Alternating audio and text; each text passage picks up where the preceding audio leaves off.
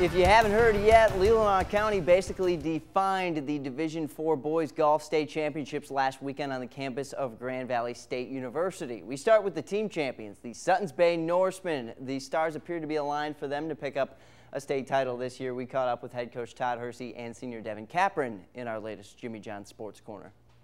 9 years ago, you did it with this same kind of alignment for seniors and underclassmen. Is that like deja vu, or kind of what's that experience like to do that over again in that same scenario? It was very similar in many ways. We had the 4 seniors and an underclassman, and you know, went down there, I'd say, a little more as favorites in 2006, but in many ways it was similar. So glad the final was similar too. So what did you kind of tell the guys from your perspective of playing in the state finals last year? What's it like to meet those expectations on a big stage? I just told them you can't worry about what other teams are shooting, or what, even in your group, you can't worry about what those guys are doing. You got to do your own thing. And it was the craziest thing. I mean, I've never experienced anything like it, but I've dreamed of having a state championship, so it was pretty cool that we got it done.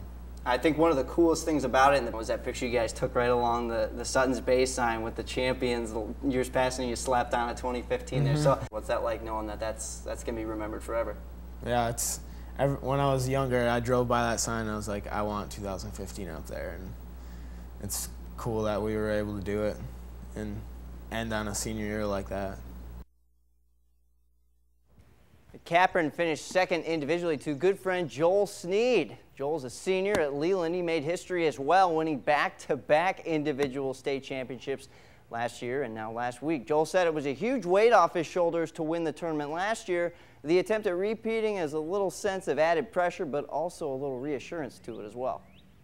Being the defending champion is weird because you're expected to win. You know, when you win the year before, I mean, you should get better in the next year.